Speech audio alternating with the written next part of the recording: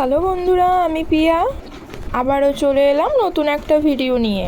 হ্যাঁ গো, এটা জন্মাষ্টমীর ভিডিও, কিন্তু ছাড়তে অনেকটাই লেট হয়েছে, কারণ আমি যে ল্যাদ খেতে খেতেই সময় চলে যায়, এডিট করতেই বসতে পারিনি।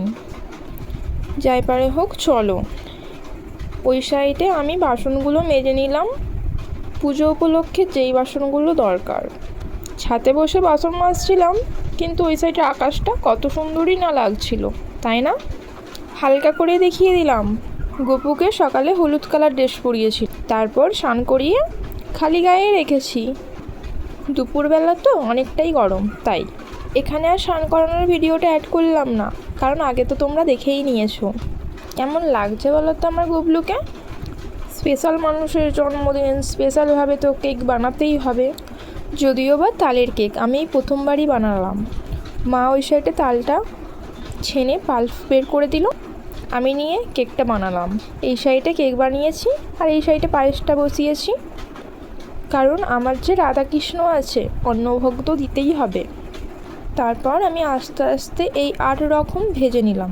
সরি, 8 রকম না, এখানে 9 রকম হয়ে গেছিলো, হয়তো ভগবান চেয়েছিল তাই হয়েছে। তোমরা একটু দেখে নাও কি কি আছে।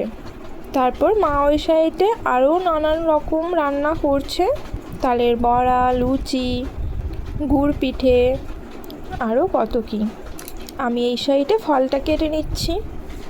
ফল কেটে নিয়ে আমি একটু আলতা পরে নিচ্ছি, কারণ আমি যে পুজোয় বসবো, একটু তো রেডি হতেই হবে। সিম্পলভাবে আমিও একটু রেডি হয়ে নিলাম। তারপর সবাই মিলে হই হই করে খুব মজা করলাম। এই সাইডে আমি পুজোটা দিয়ে দিলাম। কেকটা এইভাবে ডেকোরেট করেছি একটু। তারপর গুবলুর যা যা প্রিয় জিনিস আছে এখানে সবই তো দেওয়া আছে, তোমরা দেখে নাও কি কি দেওয়া আছে, সেটা আর বলছি না। আশা করছি তোমরা সকলে অনেক ভালো আছো, আর তার সাথেও আমি অনেক ভালো আছি। জানি ভিডিওটা দিতে অনেক লেট হয়েছে, কিন্তু আমি এটাও জানি তোমরা সকলে অনেক আমাকে ভালোবাসা দেবে। তোমরা ভালোবাসা দিচ্ছ বলেই তো আমি এগিয়ে যেতে পারছি। বাই, দেখা হবে নেক্সট কোনো ভিডিওতে।